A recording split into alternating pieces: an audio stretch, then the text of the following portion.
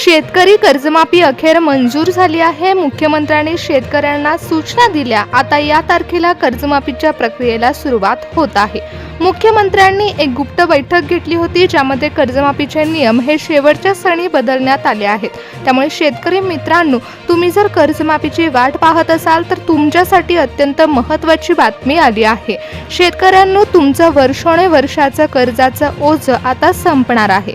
पण जर तुम्ही दोन महत्त्वाची कामं केली असतील तरच तुमचं नाव पात्र शेतकऱ्यांच्या यादीमध्ये येणार आहे।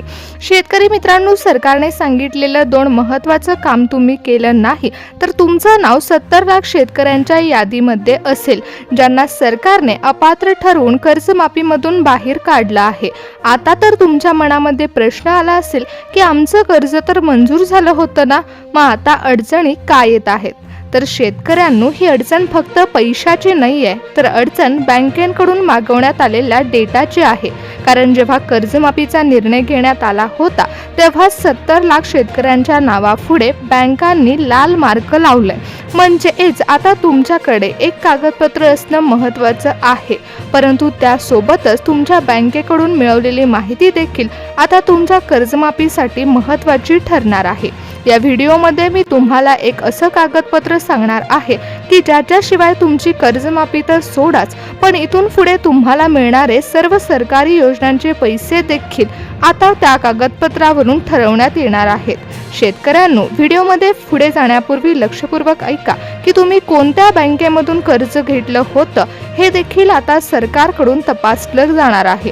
जर तुम्ही जिल्हा मध्यवर्ती बँकेमधून कर्ज घेतलं असेल किंवा एखाद्या नॅशनल बँकेमधून कर्ज घेतलं असेल तर त्या दोन बँकांसाठी आता वेगळी नियमावली सरकारने जाहीर केली आहे। पुढील काही मिनिटांमध्ये मुख्यमंत्र्यांनी सांगितलेले स्पष्ट नियम हे तुमच्या समोर येणार आहेत। कारण शेतकऱ्यांनो, आता फक्त ई-KYC प्रोसेस करणं किंवा आधार सीडिंग करणं महत्त्वाचं नाहीये, तर सरकारने आता वेगळेच नियम लावले आहेत। त्यामुळे 70 लाख शेतकरी अपात्र ठरत आहेत।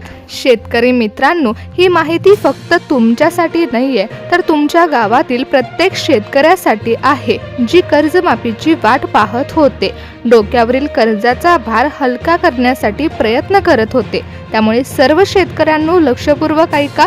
व्हिडिओ तुमच्या डोक्यावरचं लाखो रुपयांचं कर्ज शून्य करण्याचा शेवटचा रस्ता तुम्हाला दाखवणार आहे।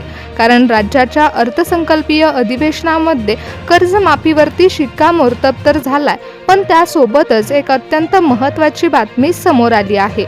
मुख्यमंत्र्यांनी आणि अर्थमंत्र्यांनी स्पष्ट संकेत दिले आहेत की आता दोन महत्त्वाची कामं जर तुम्ही केली नाहीत तर तुमचं नाव पात्र शेतकऱ्यांच्या यादीमधून कायमचं खोडलं जाणार आहे। जवळपास 70 लाख शेतकरी या प्रक्रियेमधून बाद होण्याच्या मार्गावर आहेत। मग तुम्ही ग्रामीण भागातील असाल किंवा शहरी भागातील असाल, तुमच्या नावावर शेतीचं कर्ज असेल तर पुढची 5 मिनिटं तुमच्या आयुष्यातील सर्वात महत्त्वाची ठरणार आहेत। शेतकरी मित्रांनो, गेल्या अनेक दिवसांपासून तुम्ही कर्जमाफीची वाट पाहत आहात। अधिवेशनात शिक्कामोर्तब झालाय, बँकांकडून डेटा मागवण्यात आलाय, पण सरकारने यावेळी कर्जमाफीची पद्धत ही बदलली आहे। त्यामुळे शेतकऱ्यांच्या कागदपत्रात त्रुटी येऊन शेतकऱ्यांना अपात्र ठरवण्यात येऊ शकतं। 2022, 2023 आणि 2024 या 3 वर्षांमधील कर्जाचा आढावा सरकारने घेतला आहे। बँकेकडून माहिती मिळवण्यात आली असून पहिल्या टप्प्यामध्ये 30 लाख, दुसऱ्यामध्ये 20 लाख आणि तिसऱ्यात परत 20 लाख अशा टप्प्यामध्ये कर्जाची प्रक्रिया राबवली जाणार आहे। पण जर तुमच्या खात्यामध्ये तांत्रिक अडचण असेल तर पहिल्या टप्प्यामध्ये काय, शेवटच्या टप्प्यामध्येही तुमचं नाव येणार नाही। त्यामुळे सरकारने तुम्हाला वेळेआधीच दोन महत्त्वाची कामं करण्यास सांगितली आहेत। त्यामुळे अजिबात दुर्लक्ष न करता लक्षपूर्वक ऐका की मुख्यमंत्री देवेंद्र फडणवीस साहेबांनी स्पष्ट कोणत्या सूचना शेतकऱ्यांना दिल्या आहेत।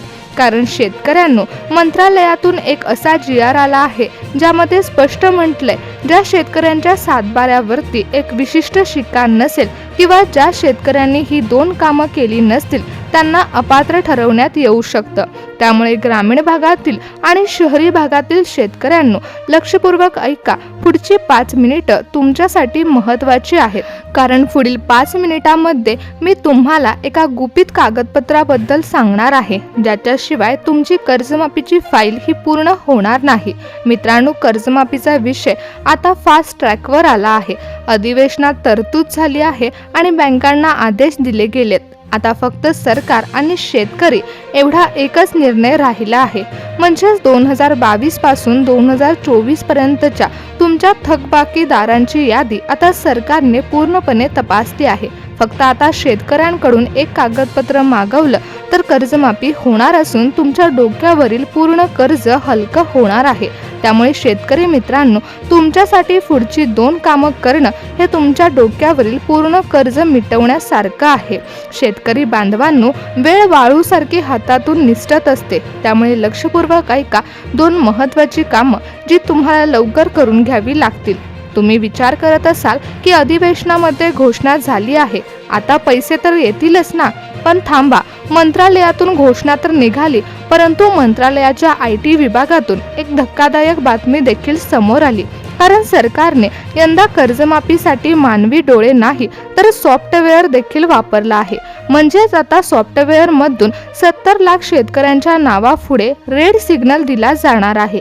याचाच अर्थ असा आहे की जेव्हा सरकार कर्जमाफीचा निर्णय जाहीर करणार आहे, तेव्हा शेतकऱ्यांची यादी समोर येणार असून शेतकऱ्यांच्या नावापुढे कर्जमाफीसाठी रेड सिग्नल लावण्यात येऊ शकतो। पण एक छोटीशी चावी अजूनही शेतकऱ्यांच्या हातात आहे।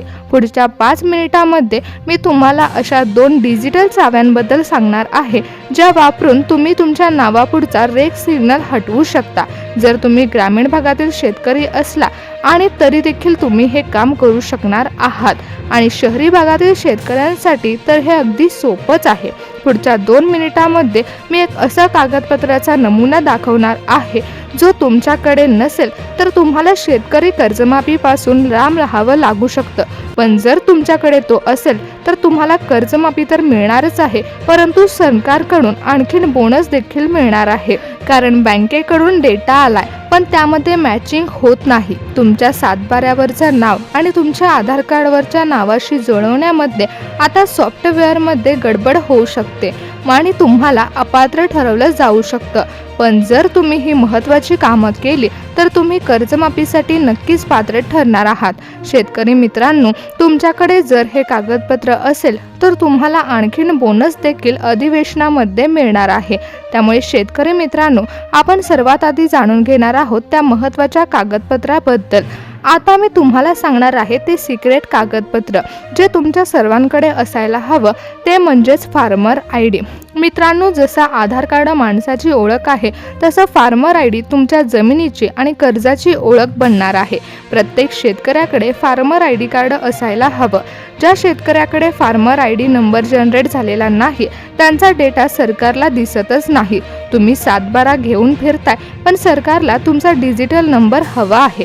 नंबर मिळवण्यासाठी तुमचा फार्मर ID नंबर फायद्याचा ठरणार आहे, तरच तुमचं नाव हे पात्र शेतकऱ्यांच्या यादीमध्ये येणार आहे।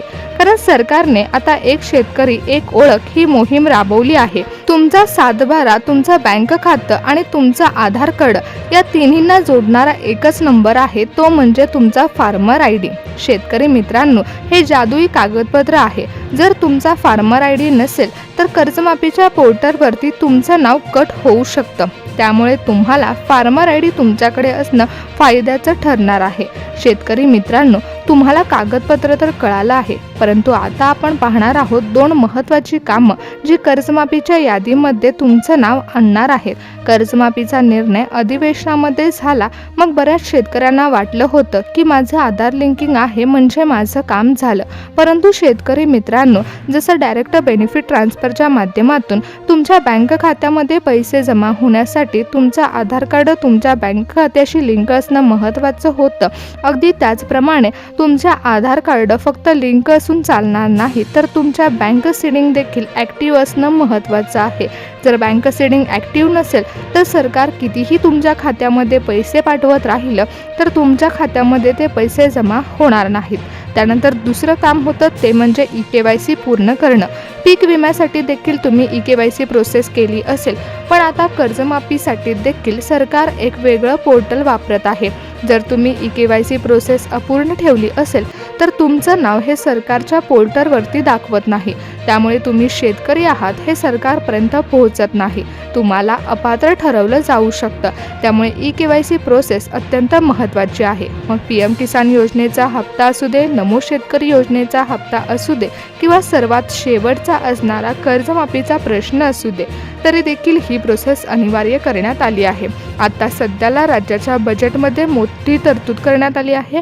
बँकांकडून डेटा गोळा करण्याचं काम सुरू झालंय. त्यामुळे शेतकरी मित्रांनो, तुम्ही जर महत्त्वाची कामं वेळेत पूर्ण केलीत तर तुमचं नाव नक्कीच पात्र शेतकऱ्यांच्या यादीमध्ये येणार आहे. शेतकरी मित्रांनो, तुमची कर्जामधून सुटका होणार असून महाराष्ट्रातील प्रत्येक शेतकऱ्याच्या डोक्यावरील कर्जाचा भार हलका केला जाणार आहे. त्यामुळे शेतकऱ्यांसाठी आता फायद्याची बाब समोर येत आहे.